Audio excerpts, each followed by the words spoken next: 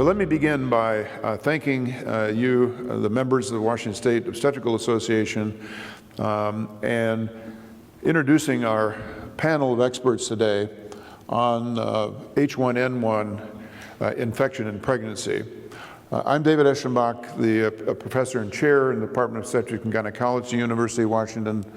Anthony Marfin, you can see, is a state epidemiologist from the state of Washington. Edith Cheng is a maternal fetal medicine specialist at the University of Washington. Estella Whimbey is the medical director of healthcare epidemiology and employee health center at the University of Washington. And then Thomas Easterling is a maternal fetal medicine specialist and a specialist in critical care. We'll each speak for about 10 minutes each. I also wanted to acknowledge Jane Hitty, who is instrumental in putting these slides together and getting the original impetus forward. The objectives in discussing H1N1 in pregnancy are to prevent maternal deaths from H1N1. That may seem fairly dramatic, but indeed, as we go through this, you'll see that it is not. We want to utilize callback systems to identify those patients who have increased illness. We want to learn how to treat with Tamiflu early to prevent serious illness. We want to appreciate patient resistance to immunization that Dr. Whimbey will talk about. And then we want to foster self-protection in the pregnant woman herself. So with these objectives in mind, I first wanted to list this for the pregnant women who would be listening in this program. Ways of reducing your risk would include getting vaccinated first and foremost. This is by far and away the most important reason or method in which to reduce your risk to severe H1N1. Second, know the symptoms of flu so that you can identify those and be aware that you may be at risk for severe illness. Second, get treated if the flu occurs. Third or fourth, seek emergency care for severe flu symptoms, and those include difficulty breathing, chest pain, new dizziness, confusion, persistent vomiting, which it turns out to be a particularly severe symptom, decreased baby movements, obviously, persistently high fever, and then finally, if patients have already delivered, we ask that they continue to breastfeed. I'm going to discuss the virus, the history, and H1N1 in pregnancy. So this is what happens when your patient has the flu and coughs. You obviously get huge spread of droplets out into the air, but also that fall onto the everything down below. I wanted to indicate to you the difference between the antigenic drifts and antigenic shifts. There have been antigenic shifts in 1918 and 1957. And this means that all of the individuals that were alive in 1957 and born before that time certainly have come in contact, likely, with a virus similar to this. So they're not nearly at the risk of people who have been born since 1957. In those intervals between 1918 and 57, and between 1957 and 2009, there have been antigenic drifts, which are minor changes in the flu virus. These are associated with epidemics at times. The difference is, with an antigenic shift, there's major change in a new subtype.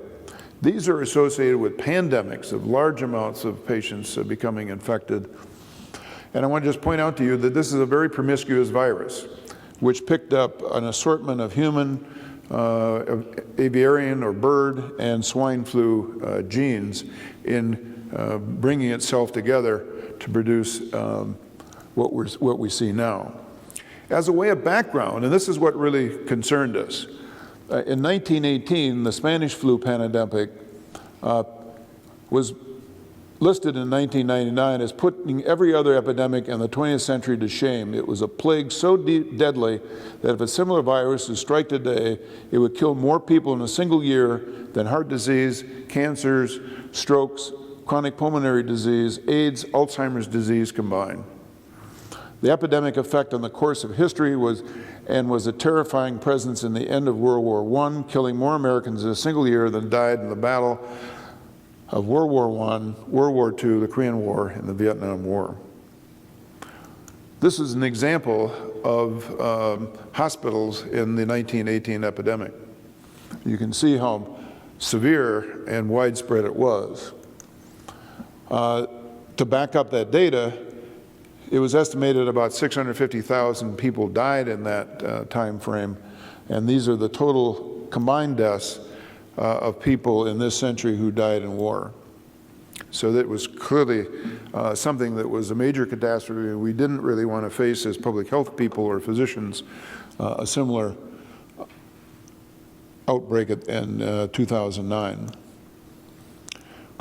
What we had seen earlier in 2009 was the first wave of flu that would occur fairly commonly starting at the first week of 2009. That would be the 1st of January, culminating here at a height in about the end of middle to the end of February. Then a small peak here later in the spring, but starting about the end of August and into September, we had a huge and very, very uncharacteristically early rise in the total number of cases of flu being seen in this country.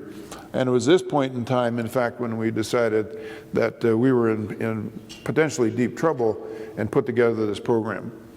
Again, I mentioned to you that we had been aware of patients up and down the coast who had died, patients in Seattle had died, severe epidemic, and patients in the intensive care unit in Spokane. We also realized that during the flu epidemic in the southern hemisphere, that's during this time, there were hospitals in Rio de Janeiro that were totally shut down because of the onslaught of flu patients in those hospitals. The ICU units were entirely filled with patients with flu symptoms and flu disease. Elective surgery was stopped totally, and furthermore, their experience was that 20 to 30% of the hospital personnel themselves could not make it to work because either they had the flu or their family had the flu and they had to take care of them. So this is clearly a potential for a perfect storm coming together that we were looking at this point in time. Now, a lot of people are thinking, well, why are we worried about the young people and the pregnant people in this period of time when most flu epidemics are very similar to that happening between 1911 and 17, where death occurs mostly in young children under the age of 4 and older individuals over the age of 65. What you see in 1918, as well as what I'll show you in a minute during this epidemic, there was a moderately high death rate in the 25 to 35-year-old group, just the very people who are becoming pregnant. So this is even more frightening for the pregnant individual. And you can see these are cases that were reported in October, but the reported cases to the CDC through last week are almost identical. That the people aged 18 to 64, where the pregnant group would reside, make up about 53% of the total cases of H1N1, about 54% of the total hospitalized cases, but they make up 75% of the deaths related to H1N1. And to date, there are about 10,000 deaths related to H1N1, about 7,500 in this age range population.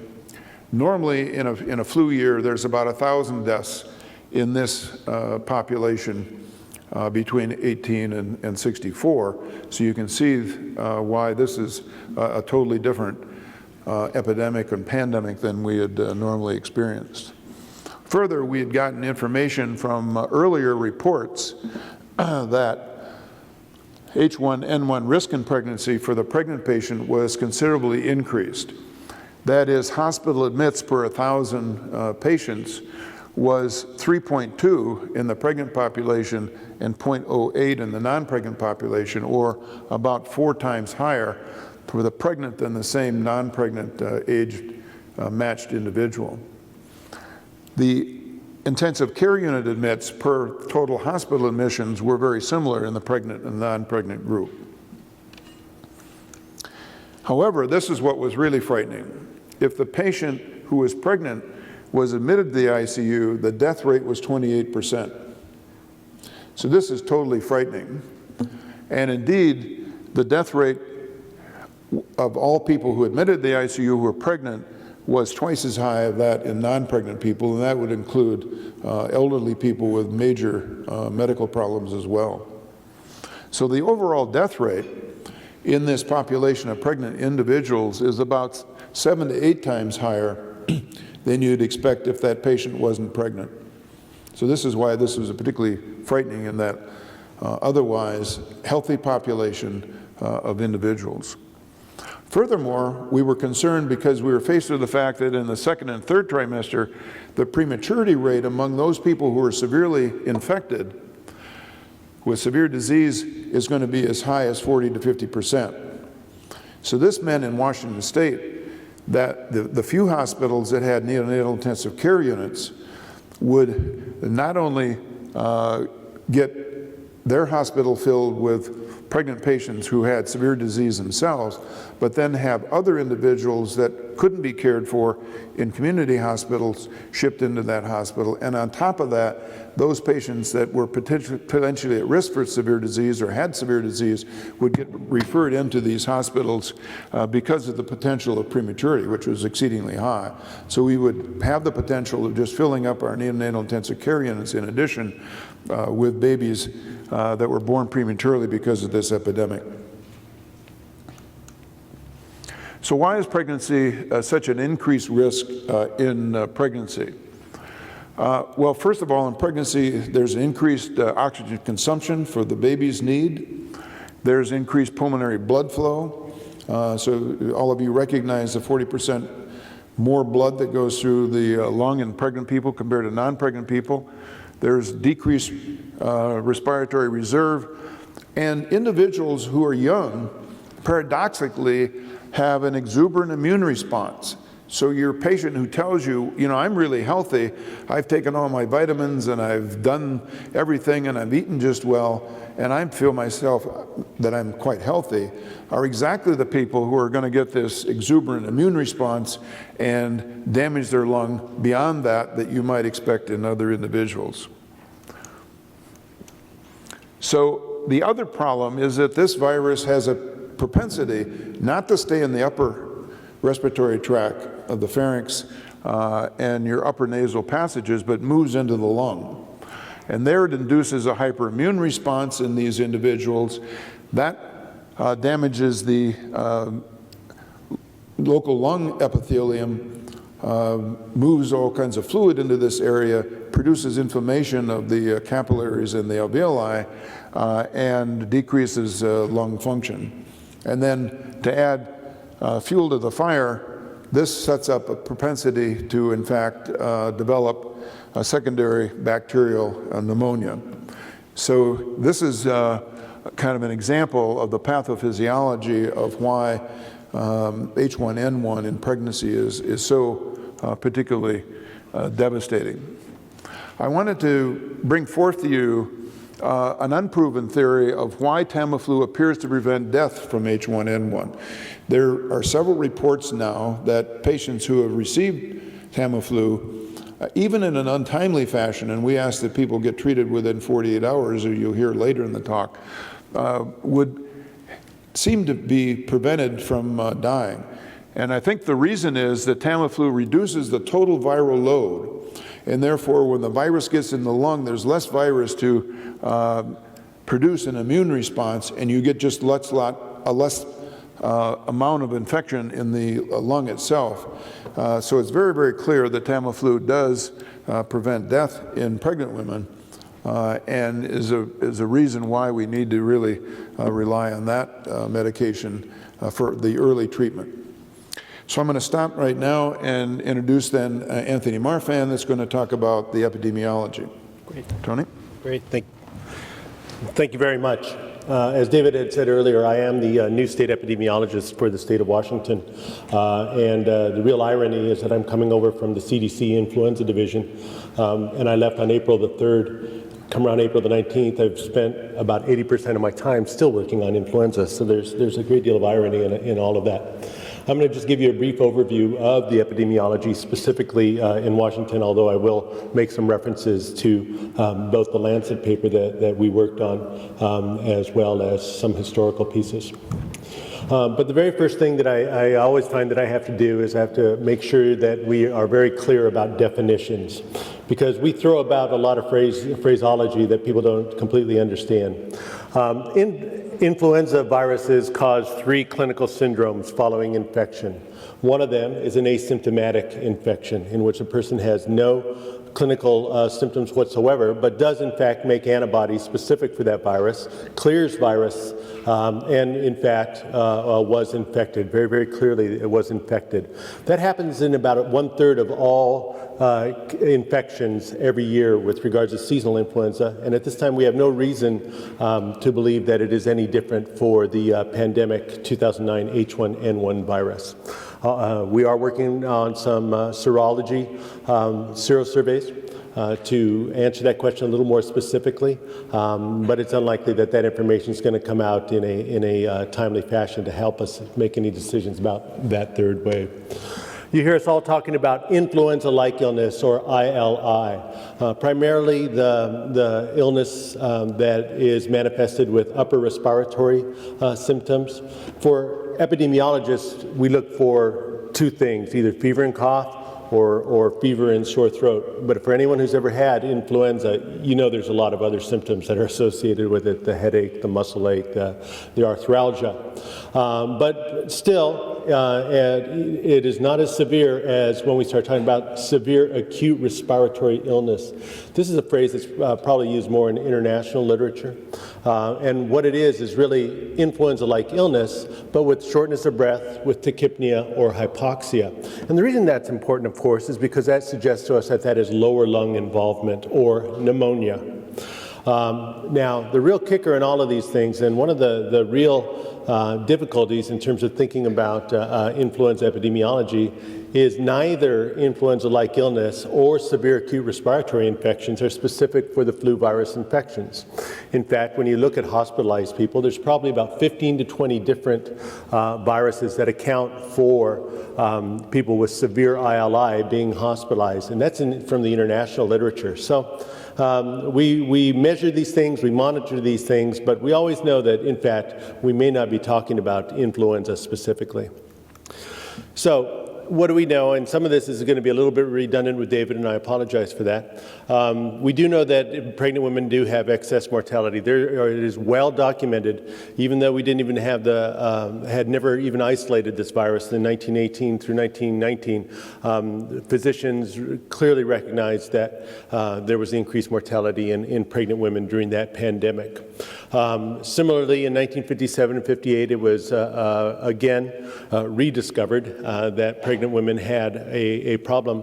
But surprisingly, coming out of 1958, no one had ever really looked at seasonal influenza and to look at the impact during that what we call interpandemic period, the period between pandemics.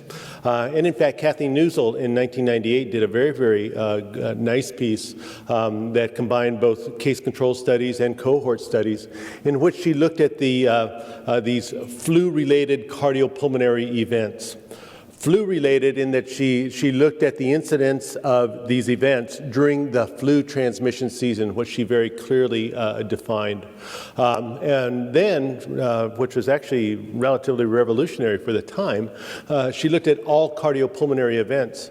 She knew that that everyone that comes in the hospital is not going to have pneumonia.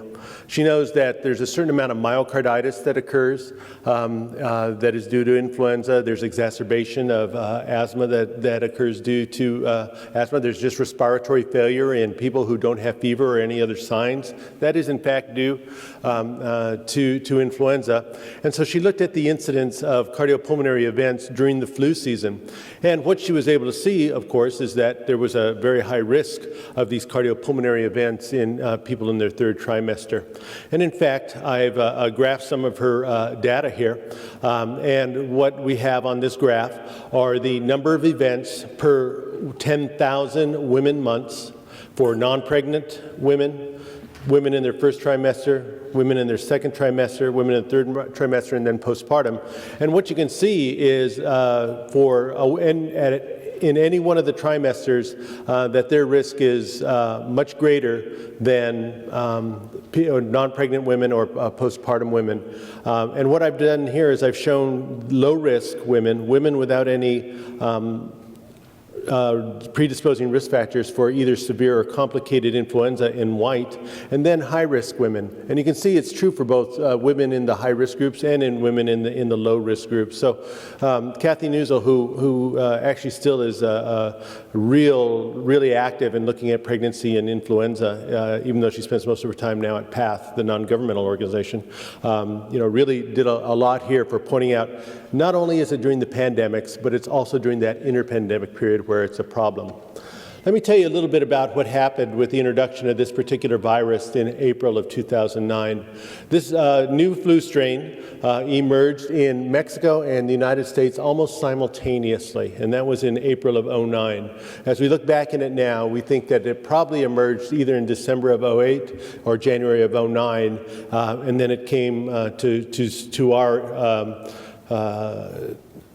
it showed us that, in fact, by April, we started seeing a lot more infections. We do know that this H1, the hemagglutinin 1 and the neuraminidase 1 proteins are very different than what we see in our seasonal H1N1. We've had a seasonal H1N1 virus now circulating since 1977 in human beings. And we know that this protein, these two surface proteins on the virus are very, very different. But in fact, they're very similar to an H1N1 virus that was circulating prior to 1957. As a result, because of this difference, we know that this virus is predisposed young people to infection because they have absolutely no antibody that recognizes these two proteins. And the pandemic potential was realized immediately. This virus just started being transmitted everywhere. In that very, very first week of the announcement from CDC, we found infections that were all across the United States. We knew that human-to-human transmission was widespread throughout the United States. And although during the first few days we started talking about travel to Mexico as a risk factor, that quickly disappeared. With regards to Washington State, within that very, very first week of the announcement, we identified influenza-like illnesses as well as flu-related hospitalizations on both sides of the state in people that hadn't left the state for many, many months. So we already knew that the virus is well established within the month of April. Just a little different depiction of the impact, the national impact of this particular virus on in the United States.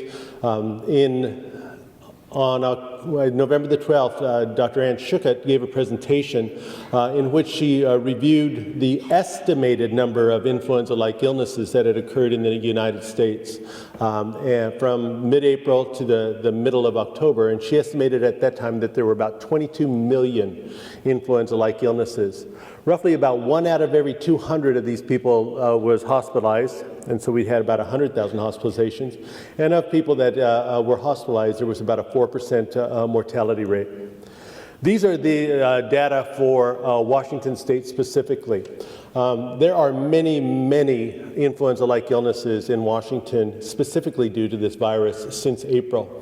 In fact, we probably estimate somewhere between 700,000 and 800,000 now. And so as a result, we can't monitor every single infection that has occurred. But what I have showed you here are the actual number of severe acute respiratory infections, and we judge that by the fact that they're either hospitalized or fatal cases, and we've put them over the course of time. And you can see that we've had a first wave during the months of April and May, and then as school let out in June, transmission was greatly reduced within the state, but it never went away. There was transmission every single week throughout summer. Very, very unusual with regards to influenza. And then we see it starting to pick up again. You'll notice that the peaks start to build up again here in that week beginning of August, or the week ending of August the 29th, and those were cases that began in eastern Washington, and then about 3 weeks later, there was a large increase in the cases that were occurring in western Washington. And of course, this corresponds to the return of children to school, which is probably the greatest factor in terms of starting both the seasonal epidemics of influenza as well as the pandemic. We are now at the end of that second wave. We peaked probably about 5-6 weeks ago, and it has come down rapidly in both sides of the state. The key question here, though, is have there been enough infections? Has there been enough vaccination? And is there enough residual immunity in older people so that we will not have a third wave? And quite frankly, nobody knows that. And these are the questions that CDC is working very diligently trying to explain. What happened during the second wave, though? I showed you that the second wave was massive. And we talk about this second wave as being between September the 19th and, of course, the end of November. We had about 1,300 severe influenza-specific illnesses. These were people that were hospitalized or died. Over 1,200 were hospitalized. We know that that's not the true number, and we actually have an estimate of what that true number is. It's roughly 3 times that number in our state alone, so it's about 4,000 hospitalizations. We know that the hospitalization rate is very high for children less than 5. In fact, they have the highest rate of hospitalization. That is about 50 out of every 100,000 by population. During this time period, there were only 57 deaths. At this time, we have about 72 total deaths due to this particular virus. As I said, for the national data, we knew that the case fatality ratio, or CFR, for hospitalized people was about 4%, and that's about what we're seeing in our hospitals as well. The highest rates of mortality are in the 50 to 64-year-old age group, and that is about 1.6 per 100,000. So this is the same article that David had referred to. We worked very closely with the people at CDC to put this out, and in fact, some of these women are Washington residents. And it was a clinical series of the first 34 women. The people at CDC, especially Peggy Hona and Sonia Rasmussen, jumped on this because they knew the literature well. They knew that we had to get this message out very, very quickly. And so they looked at the first 34 women that we identified in the first not just Washington, but multi-states, the first 34 women with illness during that time. And what they were able to show is that, in fact, they had a very, very high hospitalization rate. Unfortunately, we don't really know what they were hospitalized for, and something, I'll show you some Washington data that'll give us a little bit of a better idea. They also recognized that of those first 34 cases, 14 of them were hospitalized, and a large proportion went to the ICU. Only one was intubated, though.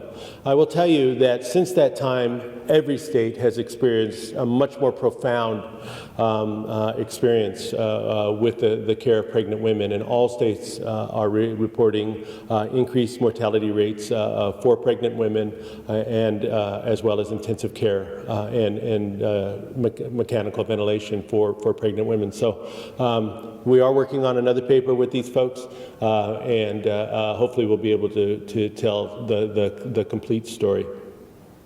One thing to point out is that during that time period, this is the first 5 months when there were about 480 deaths reported in the United States due to this particular virus. Almost 6% of them were in pregnant women. At any one time, the pregnant women only represent, at most, 1% of the general population of the United States. So this is Washington-specific data, and what we're looking at is the outcome of 94 hospitalized women. These are women that were hospitalized between April the 19th and November of this year. 10 of these 94 women were admitted to the intensive care unit. 3 of them were on the ventilator, and 2 of them have died. They both died in the first wave. We've not had any deaths since September the 19th in the second wave, which is really quite remarkable. There have been a lot of very sick women, but it is really remarkable that we have not seen any deaths, and that's a credit to all of you and a lot of intensivists who work very, very hard. Here I am showing you the rate of hospitalization and admissions to the ICU for those 94 women, and comparing it to the rates of hospitalization and ICU admission for men and for non-pregnant women. So in that very first column, I have hospitalization rate. These rates are per 100,000, and you can see that pregnant women have roughly a 7 times greater hospitalization rate than either non-pregnant women or men. Despite that, only a small proportion of these women actually go into the ICU. When we look at the men, we know that more than a third of men who get admitted to the hospital actually end up in the ICU. When we look at non-pregnant women, we see that about 30% will end up in the ICU. But for pregnant women, it's only about 11%. This suggests to us that sometimes women are being admitted because they have the flu and pregnant, as opposed to a severity of disease. And that might have been the take-home message that you had here until you get to this rate of ICU admission.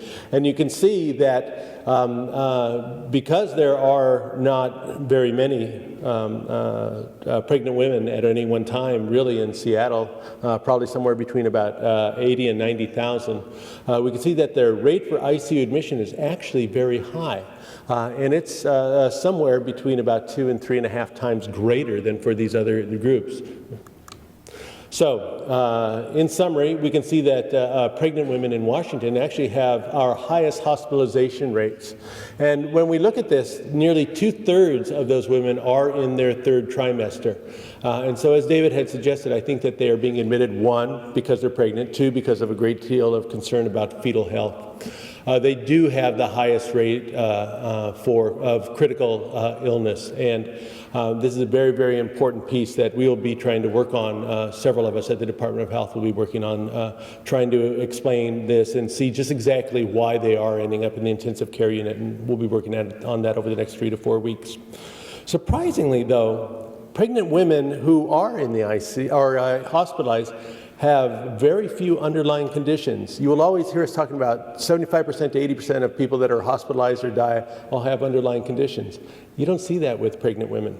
But there is a relatively high rate of asthma. About 20% of the women that are admitted to the hospital are noted to have asthma, and this is usually a childhood asthma. So we think that plays a pretty big role in that. So I just want to acknowledge all of the other folks that have put these data together, and thank you very much.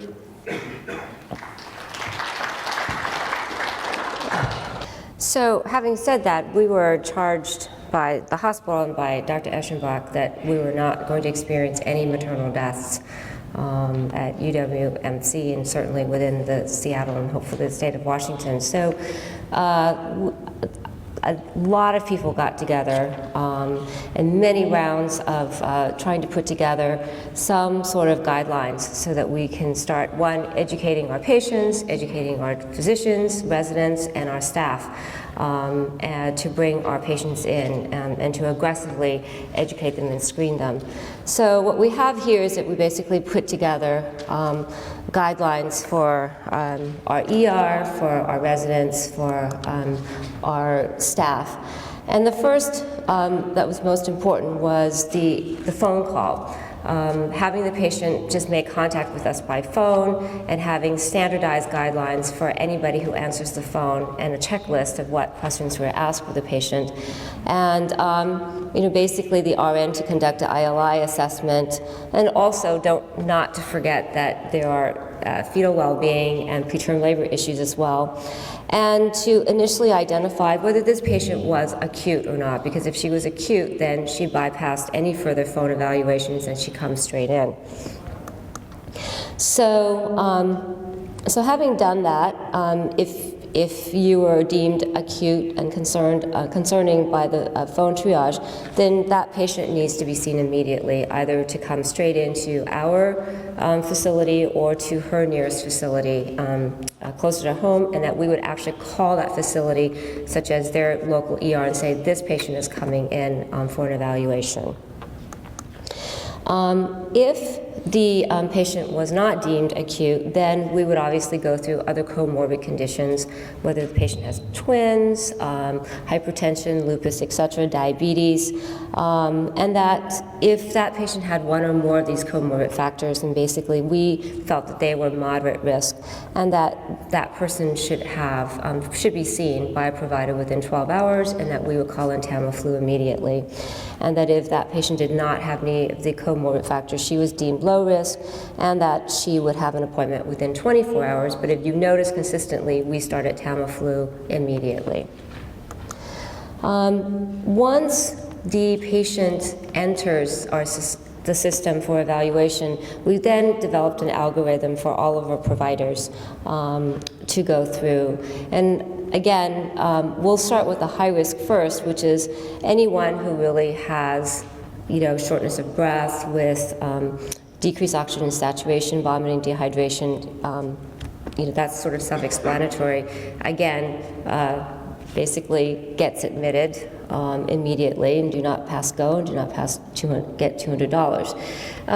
For the low-risk admission, we've gone through some basic parameters. This is developed both from reviewing the literature that you had seen earlier.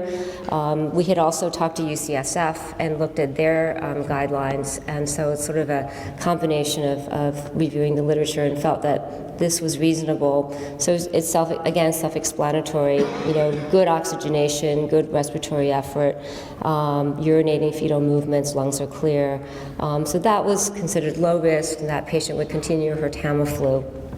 Whereas a moderate risk patient was somebody that, she didn't really need to be admitted, but she really needed some observations. So we actually would observe her for a while and see where she would sort out. I think that the key part of this is that in our low risk and our moderate risk, that if you notice, again, everybody was on Tamiflu. And most importantly is this last part here. Phone entry log with patient name and phone number, and call back within 24 hours. So what we had learned from really talking to UCSF is that these patients actually can get really sick very quickly. And it could be 4 to 6 to 8 hours, and they can start decompensating from a respiratory point of view. So it's absolutely imperative that we make contact with that patient by phone within 24 hours. So our nurses, our providers, basically created a phone log system. And so that if she was evaluated and deemed that she was okay to go home, we called that patient the next day. And I can tell you that we had a couple of patients where that phone call back the next day was really critical because we identified that they were sick, and we brought them in, and one patient actually wound up going into the ICU for 24 hours. So that's how quickly she got sick. And again, here we go again. That with the moderate group, there were some middle steps for us to go through. Again, start Tamiflu, hydrate IV or PO, again, given, where you think her exam is, whether you should get an ABG or a chest x-ray. Don't forget that sometimes these patients are dehydrated. And so their chest x-ray actually doesn't look so bad until you start hydrating them. So that also means that we sort of have to be careful about the amount of hydration that we give them. And this is, again, fairly self-explanatory. I think for the high-risk admissions, that again is, I think, fairly obvious. Getting chest x-ray, ABG, you may CBC, other labs as necessary. Again, IV fluids, please be mindful of, the rate of IV hydration that we give them. Again, starting Tamiflu. Again, if you've got a viable gestation, you need to think of the obstetrical issues of, whether that patient needs betamethasone, because we may be concerned that the baby will be delivered. We need to be concerned about superimposed pneumonia, so we'd start ceftriaxone and azithromycin. There have been discussions about whether the dosing of Tamiflu should be increased with our severely affected patients, and so we bring that up to consider in terms of whether you should be increasing it when you have a patient who's severely affected, and also because this is renally cleared, and Dr. Easterling will talk about this a little bit more in detail, is considering increasing the dosing for a person who has increased BMI. I don't think that I need to go in great detail about the comorbid conditions. I mean, clearly, twins, people who have preterm labor on or off tocolytics, obviously asthma, hypertension, lupus, diabetes, organ transplant patients are all patients that have significant risk factors. And I think that I will stop there. Thank you, Dr. Cheng. So Dr. Marfin helped provide us with the overall experience of the state. Dr. Cheng got together a bridge program that since has come out from the American College of OB/GYN, and I think even the CDC has put together a similar program for surveying your pregnant patients for severe disease. This is something that we had to rely on before we got the vaccination. We now have vaccination available, and I'm calling on Dr. Whimbey to discuss the vaccination and then Tamiflu treatment in more specific terms. Thank you very much.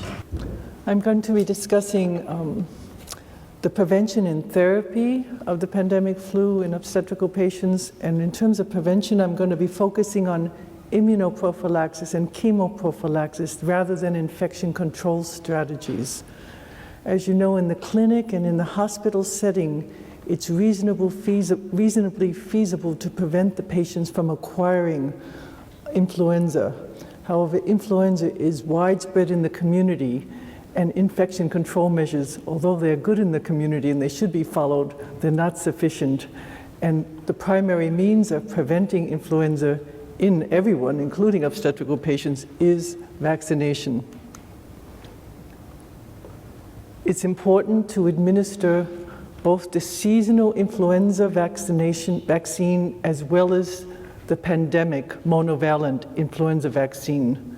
This vaccine should be administered to pregnant women as well as postpartum women, close contacts as part of ring vaccination, as well as healthcare workers. There are two types, the seasonal influenza vaccine and the pandemic influenza vaccine come in two different forms. An inactivated virus form, which is delivered intramuscularly, and a live attenuated form, which is given intranasally. The inactivated form can be given to pregnant women as well as postpartum women, close contacts, and healthcare workers. The live attenuated form, though, is only indicated for persons between the age of 2 and 49 years old who are healthy and non-pregnant. So the live attenuated form wouldn't be used in a pregnant woman, but could be used in the postpartum woman, as well as for healthcare workers and close contacts of the pregnant woman. Now, until recently, influenza vaccination of pregnant women has been quite low, as you can see, as low as 15%. And when a survey was done recently by the CDC looking for the reason why women who are pregnant do not receive the vaccine, 69% said, "I don't usually get the vaccine." Another 44% said, "My physician did not mention anything about a flu vaccine during my pregnancy." Another 28% said, "I was worried that the flu vaccine might harm my baby." And another 25% said, "I was in my first trimester of pregnancy." The CDC has looked at this carefully and just recently published a review of 11 studies conducted between 1964 and 2008, looking at the safety of the influenza vaccination during pregnancy. And in this review, they identified no maternal or fetal problems. And they, at the time when the pandemic vaccine became available, they said that they anticipated that the adverse events would be similar to seasonal flu. And in fact, they just now published a study showing that for the first 500,000 persons who have received the pandemic influenza vaccine, there have been no increased rate of adverse events.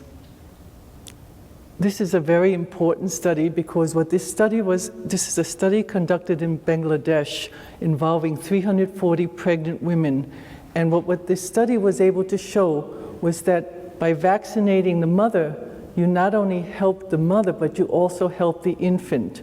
There was influenza vaccine during pregnancy led to a 63% decrease of laboratory proven influenza in the newborn up to 6 months of age.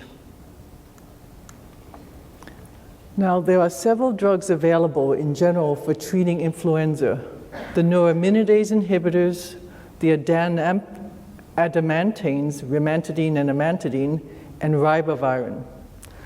Ribavirin is contraindicated in pregnancy because it has significant teratogenetic and embryocidal effects. The adantamines, rimantadine and amantadine, would not be of use during the pandemic for pandemic flu because the virus is resistant to it. And so we're really left with the neuraminidase inhibitors. And the ones that are currently available, FDA approved, are oseltamivir, which is administered orally, and zanamivir, which is administered inhalationally. There are also 2 investigational neuraminidase inhibitors. One is peramivir, which is in the phase 3 clinical trials, and the other is zanamivir, which is in earlier clinical trials. And both of these drugs have the advantage that they can be given by intravenous form. The neuraminidase inhibitors are recommended for pregnant women regardless of their trimester and up to 2 weeks postpartum, including following pregnancy loss if they have suspected or confirmed influenza. And it's very important, as has been said by the previous speaker, to initiate therapy earlier with the onset of symptoms.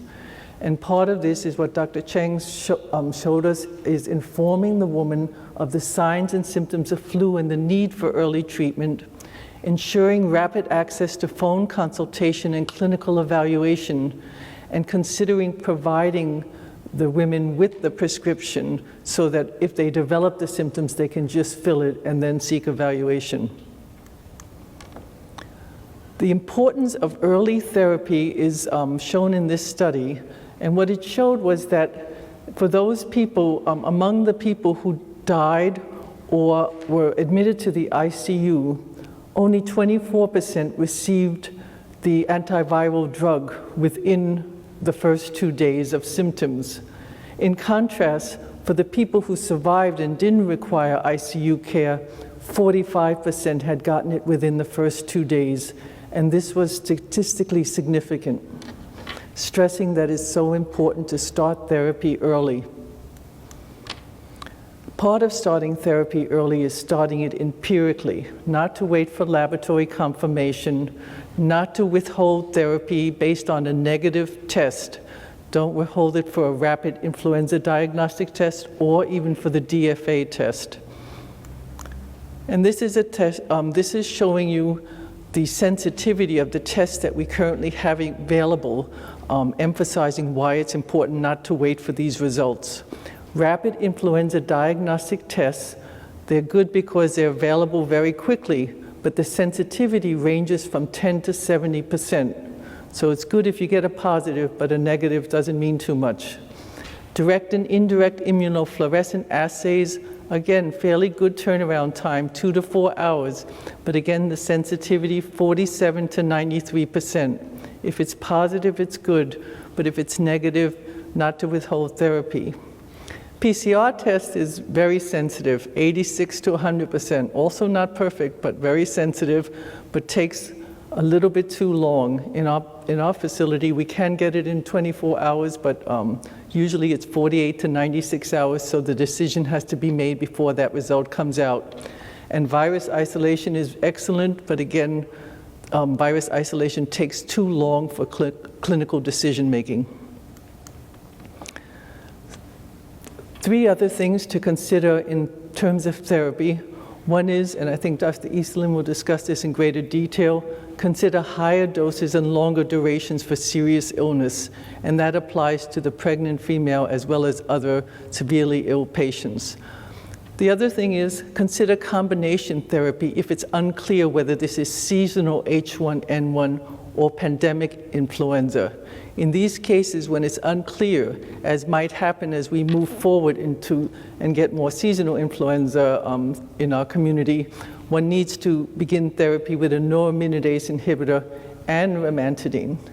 And then finally, consider investigational intravenous therapy if you have serious disease and unable to tolerate oral therapy or progressive disease on conventional therapy.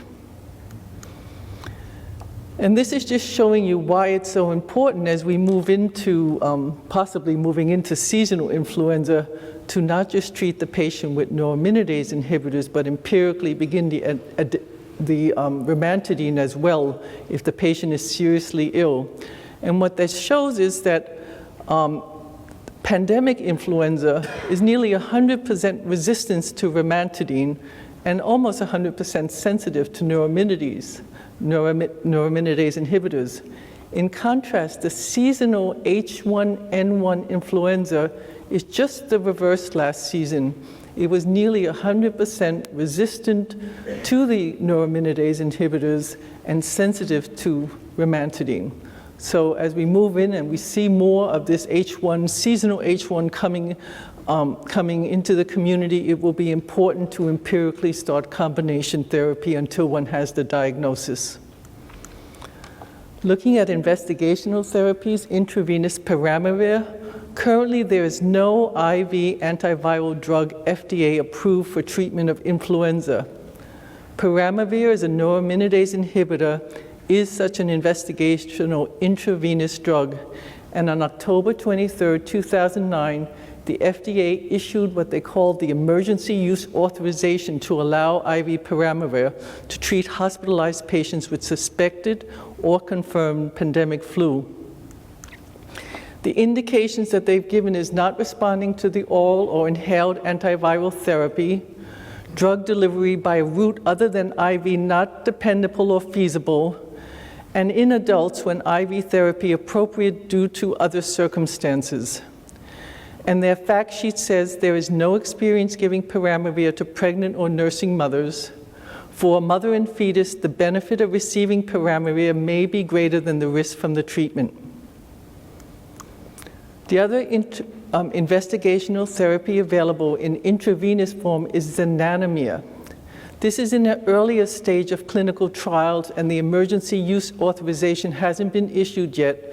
However, it can be gotten on a compassionate use from the manufacturer via an emergency investigational new drug application. And this is a very important drug if one suspects or can document that one's patient has a virus that is resistant to oseltamivir. Fortunately, there have been only sporadic reports of resistance to oseltamivir, no ongoing community-wide transmission. And however, if one had a case, and we've had 2 at University of Washington, of patients very severely ill with oseltamivir-resistant pandemic flu, in these cases, one could not offer the patient peramivir because it's cross-resistant. These patients were treated with IV zanamivir as the only drug available to treat such a virus. And then just to mention bacterial co-infections, this was well shown in this study that came from the CDC, where they looked at 77 cases of fatal pandemic influenza. 29% of these cases were co-infected with other pathogens, bacterial pathogens. The most frequent pathogens were strep pneumonia, Staph aureus, including MRSA, and group A strep. And their conclusion was that when you have a seriously ill patient with pneumonia, consider empiric antibacterial therapy as well as antiviral therapy. And finally, just to mention, chemoprophylaxis should be considered for pregnant women and women up to 2 weeks postpartum if they have close contact with a suspected or confirmed case. The duration of therapy here is 10 days, and there are 2 drugs available. One is zanamivir, 2 inhalation once a day, or oseltamivir. Some people prefer the zanamivir because it's less systemically absorbed, but one does have the adverse event of possibly exacerbating underlying lung disease. A very accepted alternative approach, however, is just to observe closely and begin therapy promptly if symptoms develop. Thank you very much. Thank you, Dr. Whimbey. They point out that oseltamivir is the same as Tamiflu for those of you. So we've gone through the epidemiology portion of it. We heard from Dr. Cheng regarding how to sort patients out for therapy. Dr. Whimbey's taken us through the therapy itself, and now we're going to rely on Dr. Easterling to talk further about critical care if your patient gets through all of that, and then finally into the intensive care unit. Dr. Easterling? Like with most public health initiatives, the true work is not done by the people who take care of sick people, like me. The true work is done, what you heard before, was stopping transmission, identifying early cases, and intervening early. The case you see here was the last sick case that we've had that was as we initiated this protocol. This is the last sick case that we saw. And the credit for what's happened in our community goes to this tedious, very detailed protocol that we initiated to help women not get sick. But when they get sick, they come into my realm. This was a patient who was at 34 weeks, shortness of breath, husband had sick for a while, a local hospital, she'd gotten a bit of antibiotics, and she presented it to us, tachycardic, high respiratory rate.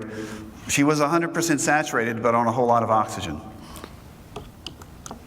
This is her chest x-ray. All of us can see that this is not good. This is not a PE. This is, one might confuse this with heart failure, but she's clearly quite ill. Her blood gas. It's important you can communicate with your internal medicine colleagues about abnormal blood gases in pregnancy, because this might be thought as only a little abnormal. The patient is acidotic. Her PCO2 is 37, and the normal for most of us in this room is 40. The normal for a pregnant woman is 30. She's now retaining CO2. Her bicarb is only a little low. She has a little metabolic acidosis, a little respiratory acidosis. So she's quite ill. If you walk in the room and look at her face and she can't finish a sentence without breathing, you can tell that she's quite ill. Beta natriuretic peptide is a test that we found to be quite helpful in measured volume loading, whether it's appropriate or not. Normal is probably 20 or 30, abnormal is over 100, and this woman was at 500. So she was very, very volume loaded. She had positive influenza. So we talked a little bit previously in the meeting about lung fluid in neonates. Lung fluid in pregnant women is the crux of this disease. How do we keep our alveolar spaces dry? And it relates to Starling's law of capillary fluids.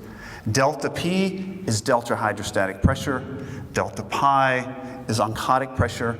And R is the resistance in capillary membranes that keeps the protein where it belongs. Delta pi. This is oncotic pressure. For those of us that grew up in the South and had salt shakers that were always full of moisture, the salt exerts its oncotic pressure to pull moisture out of the air and thus become wet. You put rice in the salt, the oncotic pressure of the starch in the rice pulls moisture into the rice out of the salt, and now the salt shaker works. The proteins in your blood pull fluids out of the lungs and keep your fluid spaces dry. In pregnant women, we can see that the serum albumin level in the dark line falls during pregnancy because we volume expand. The colloid osmotic pressure falls during pregnancy because we volume expand. And so the woman who normally had an oncotic pressure of 28 is now down around 20. If she is artificially volume expanded, this will be even lower. So she is already at risk to leak fluid into her lungs. The R, that which restricts the flow of fluids across the membrane, The permeability of the membrane can also be adversely affected during pregnancy. Dave mentioned this earlier as we talk about the immune response to the virus. This cartoon represents endothelium here, white blood cells here, and very complicated mechanisms of response to bacteria or viruses or even cancers. Cytokines are released, our tissue permeability is increased, and as we see in pregnancy, the cytotrophoblast invades the maternal arteries, replaces the maternal endothelium with fetal cytotrophoblast, so maternal white blood cells are in direct contact with fetal tissue. They become activated and more prone to an exuberant response when they are challenged again. Thanks to 60 Minutes, I have this slide of a person who died from H1N1. These are alveoli, if you can't recognize them in their state of congestion. The red line here is virus.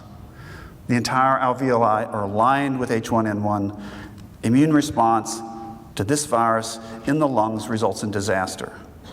Think of this not so much as an infectious disease as an autoimmune response to disease. You want the red lines to be lighter. You don't want bright red lines in your patients. So how do we get there? Delta P is the hydrostatic pressure. That's the mechanism that we have tools to adjust. How much filling pressure do you have in the lungs? How dry do you want the patient to be? The filling pressures in pregnant women are the same as non-pregnant people. This is just pressures as you float a pulmonary artery catheter through the lungs. These are not different. But we know from studies of women who have diseases like mitral stenosis, immediately postpartum, they volume load dramatically. Their pulmonary capillary wedge pressures go up. They go up exceeding their osmotic pressure, and when that happens, your lungs become wet. So how can we treat this woman? Well, first, she needs to stay off her back. Pregnant women in intensive care situations have to be on their side. They're going to be more vulnerable to hypotension. Their respiratory function is changed. Most things in pregnancy, if you have a test, goes up by 40%. Tidal volumes go up by 40%, ventilation goes up by 40%, residual volume goes down by 20%. That's the oxygen that's sitting in your lungs that you can utilize when you're holding your breath. So pregnant women are set up for a respiratory catastrophe. The blood gases, as we mentioned before, pregnant women hyperventilate with a low PS CO2s. They become a little alkalotic, and they lose bicarb trying to maintain a normal pH. Treatment. Well, we didn't know very much about oseltamivir during pregnancy, but we did know a lot about amoxicillin, and they're metabolized in similar fashions. Amoxicillin is cleared by renal secretion clearance. You filter amoxicillin, but you also, using an organic ion transporter, secrete extra amoxicillin into the tubules. In a study that the CDC sponsored that we did, we found that the renal clearance of amoxicillin in pregnancy was higher than postpartum, and the renal secretion clearance was dramatically higher. So the organic ion transporter is activated during pregnancy, clearing amoxicillin faster. This is the transporter that probenecid interferes with, and those of us that remember using penicillins and probenecid to get high levels of penicillin, it's the same concept. Well, we know a little bit about the mechanisms of oseltamivir. It's activated in the liver, so it's active product here. In non-pregnant pharmacokinetics, we know that the renal clearance is higher than the GFR. Therefore, we know it's secreted into the tubules. We know the secretion is increased with probenecid, 2.5 times fold. So we know it is susceptible to an anion transporter. We suspect pretty strongly that the levels are going to be lower substantially during pregnancy than outside of pregnancy. Therefore, we tend to increase the dose for pregnant women when they're particularly ill. So back to our patient. Shortness of breath. She comes into the hospital here. We start oseltamivir, treating 4 times a day to get a trough level, broad spectrum antibiotics, aggressive diuresis with fluid, and we do not run an IV. It's very strange to have an intensive care patient without an IV running. She does not need extra fluid, she needs less fluid. As we initiate her diuresis, her beta-natriuretic peptide falls to the normal range, and her blood gas dramatically improves. So what do we actually, as a list of things, what do we want to accomplish? Volume management, extremely important. It's the only thing you really have control over. Modest hydration. If she's had nausea and vomiting, we give 500 cc's of normal saline and HEP block the IV. Follow beta natriuretic peptide. It'll help you know when to give Lasix. If you give too much Lasix and she gets a little hypotensive, you can give her fluid back and she'll be fine. Antibacterial coverage, and we mindlessly cover everyone who is ill. We don't stop and think about does she need it or not. We just give these drugs. Intubation, I have never regretted intubating a pregnant woman. I've never said, oh, I did that too early. I have frequently said, I wish I'd done that 6 hours ago, and it would have been a whole lot easier.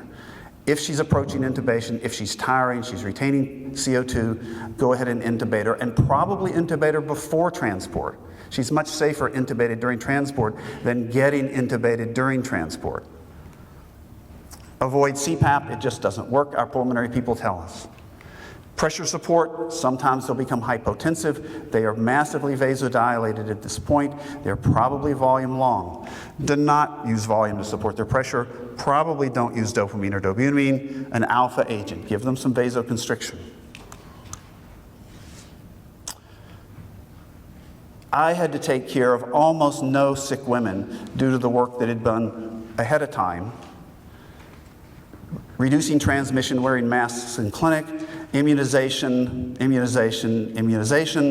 then the protocol that Edith described of identifying pregnant women rapidly, treating them with oseltamivir immediately when they became symptomatic. I was writing 2 or 3 prescriptions a day for oseltamivir at the peak of the epidemic. Visualizing less little red stripes in their alveoli, less immune response, less sick women. So I think it's a great tribute to the people that put the pre-treatment protocol together that we did so well.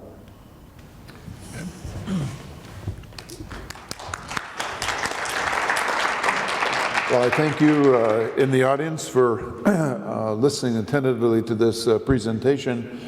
This ends our formal program, and we'll stay and take any questions that come from the audience. Thank you very much again for your attention.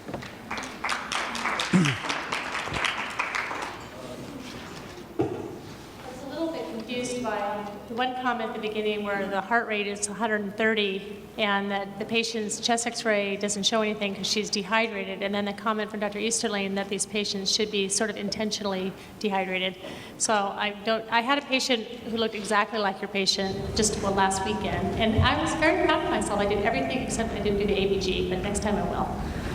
I think that the reason, don't assume that because they're tachycardic they're dry, particularly if they're febrile. Anyone who's febrile is going to be tachycardic.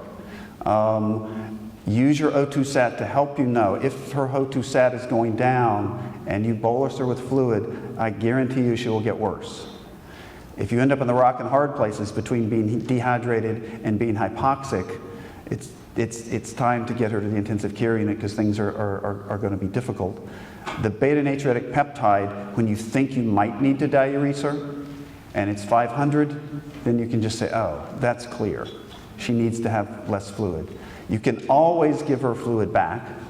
Once you pour the fluid out into the lungs, you can't get it back. It's going to be there. So if she's a little dry, if she's been throwing up, we give 500 cc's of fluid, but then we allow her to moderate her own hydration orally rather than hyperhydrating her with IV fluid. Just one other quick question. You'd also commented about using vasoconstrictors. Is there any reason to be concerned about the placenta and its delivery of? Sure. There's always reason to be concerned, but unlike the people in the intensive care unit who worry about using vasoconstrictors, we have a perfusion monitor. It's called the baby. Put the baby on the fetal monitor, and if the baby remains reactive, doesn't get late decelerations, doesn't have decreased variability, you're not adversely affecting the perfusion. And I have never seen that happen. Thank you. Next question. Thank you for this excellent presentation. I only wish I had heard it sooner. You mentioned that we should be administering both the seasonal and the H1N1 vaccines. Can they be given simultaneously, successively? How far apart? How do you do that? Estella? Well, as I mentioned, the seasonal and the pandemic vaccine come in two different forms, the inactivated form and the live form. They can be, both inactivated forms can be given together if they're both inactivated. You can also, if one is inactivated and one is live, you can give them together. The only thing that is not recommended is to give the live form of each vaccine together. Since we're on vaccines, Dr. Marfin, do you have any data on, state data on how many pregnant women have been vaccinated, or the proportion of pregnant women that have not been vaccinated, I guess is what we're really interested in. Yeah. As everyone knows, the ACIP identified 5 priority groups for the initial receipt of the pandemic vaccine, the monovalent vaccine. And one of those groups is pregnant women. We did set up some sentinel site surveillance in some of the obstetric programs throughout the state. We invited 30 obstetric programs to submit data to us, and somewhere between about 12 and 14 have been doing it very, very well. And if you're in the room, we thank you for that. But what we were trying to get at was, how many pregnant women have you seen in your clinic this week? And how many of those pregnant women were vaccinated? And so we were trying to use it as a real-time measure for uptake in pregnant women. I will tell you that about 6 weeks ago, there were 12 practices in which 90% of the pregnant women that came through the door were vaccinated. I will tell you that last week, 20% of the unvaccinated women that came through the door left with a vaccine. And so it's exactly what we're seeing in the general public, is that when the pandemic, that second wave, is dropping so rapidly, as Christmas shopping becomes more of a demand, the interest in vaccine just definitely wanes. And I think it really is an important message here to point out that this is the responsibility of us as physicians to say, this is really important. You're in my office now. We don't know what's going to happen with a third wave.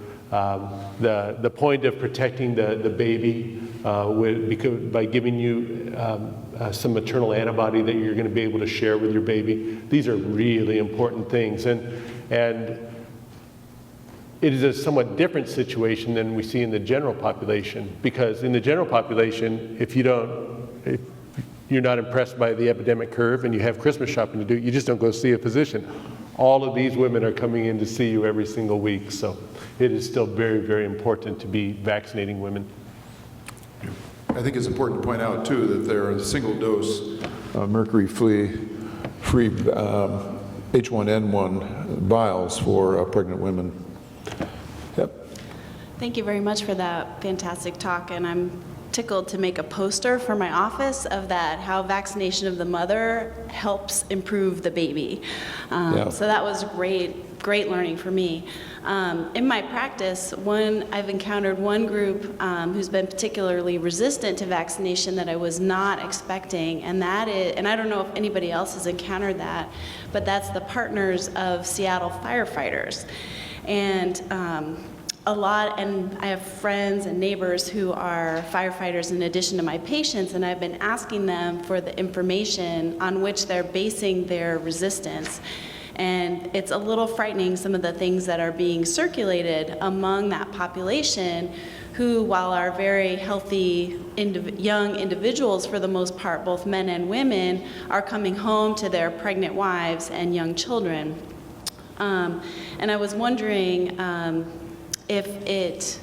just to propose it to the community, if it's appropriate to do some kind of outreach to that population, sort of as we anticipate this, this third wave, to just sort of, redouble I didn't know if anybody had encountered that or not. So that was one of my questions, in addition to saying thank you.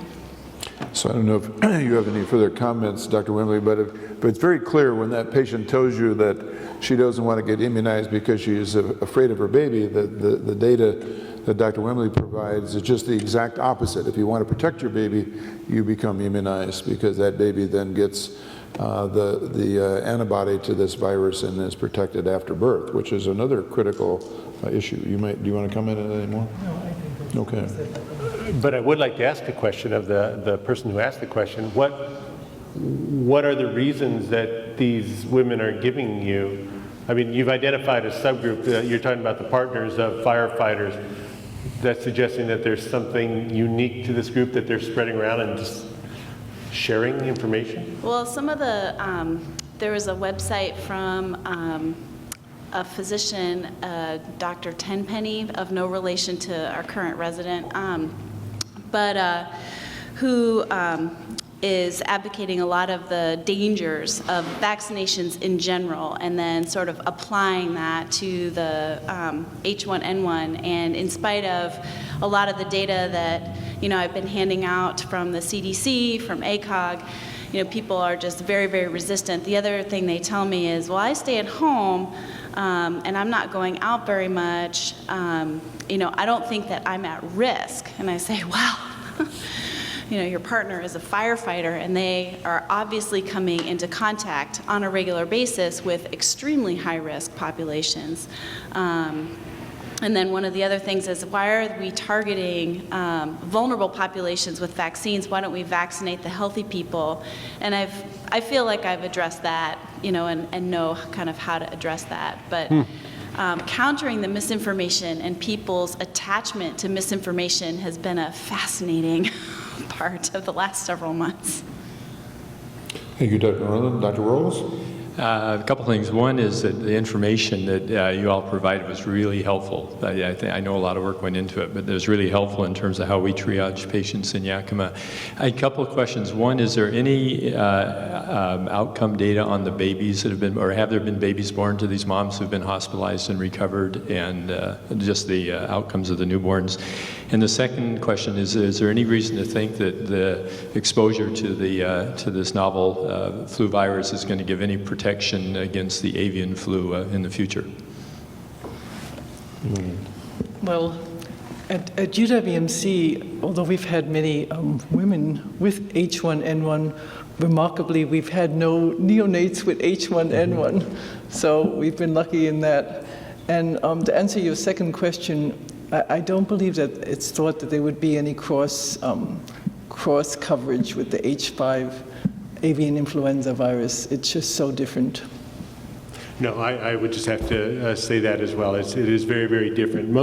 When people are immunized, they usually make most of the antibody to the hemagglutinin, the H component, and the H component in avian influenza, the one that we're all worried about, that I've been chasing for years, is H5, and so it is a very, very different subtype than this H1. I think that people are open to thinking that there may be some cross-protection of people with the pandemic H1 to seasonal H1, and that's something that people are watching out for. But right now, our seasonal H1 antibody is not giving us any protection against the pandemic H1. So it's a very, very complex situation, and people are still trying to sort all of those out. Thank you. A lot of my, or I should say some of my friends at Duke have told me that they have been seeing a series of cases of Tamiflu-resistant H1N1. Is that just been sort of localized to a certain area of the country? Are we seeing that out here? Is that something we need to be attentive to here in the Northwest yet? Well, the WHO, in their most recent analysis of that, I think they counted approximately 96 cases worldwide of resistant flu. Most of these cases were sporadic cases. There have been 2, and that may be because you come from Duke, you're hearing that there have been 2 clusters in the hospital setting. One was in North Carolina, another was in another country, I forget which one. And so we're not seeing a lot of it, and we're not seeing community spread, but there have been these 2 clusters in the hospital involving immunocompromised patients. So we're keeping our eye out, but we haven't seen a rampant. And with regards to what we're seeing here in this country, CDC put a report out yesterday, and it's 0.8% So it's less than 1% of all the isolates that they have in this country appear to be oseltamivir resistant. And like the 4 or 5 cases now that we've had in the Puget Sound area, they're usually in immunocompromised people who've been on oseltamivir for a prolonged amount of time. The question? Another therapy question concerning combination therapy using the neuraminidase inhibitors and rimantadine. We have not been using the rapid testing in clinic because of the lack of sensitivity. Would you recommend that we now start using rapid testing again to help us distinguish whether to use a combination of the two? And if not, should we start using the combination now that the H1N1 wave has dropped? Or would you recommend we wait until we see local indicators of seasonal flu coming up? I think Dr. Marfin will answer this even more in detail than I do, but my understanding is that right now in Washington, we're beginning to see a little influenza B, not much seasonal H1N1. So I would think that this wouldn't be the time to start the combination therapy unless the patient was very ill, and then one might consider it. As far as the rapid testing, I don't believe the rapid testing would enable one to distinguish whether it was a seasonal H1 or a pandemic influenza H1. One would actually need the PCR testing or the culture to be able to make that distinction. Again, I agree. At this time, we are not seeing either seasonal H3N2 or seasonal H1N1. All of the influenza A that we're seeing is the pandemic H1N1, and there are some Bs that are starting to emerge. But I would like to caution people, in the state of Washington, we usually don't see seasonal H1N1 or seasonal H3N2 in October, November. Where we usually start to see it is in January. And year after year in the state of Washington, we have the big epidemics that begin in January and February. So we're still open to that. One of the questions that comes up, just came up the other day when I was speaking, is somebody says, well, where's that seasonal influenza going to come from? And in fact, when you look at a country like China, roughly about 5 weeks ago, they still had a lot of seasonal influenza circulating as well as the pandemic. And so, these things spread rapidly out of those centers. So we have been seeing throughout the world a little bit of seasonal influenza, and that's the kind of stuff that would reignite when it comes into the United States.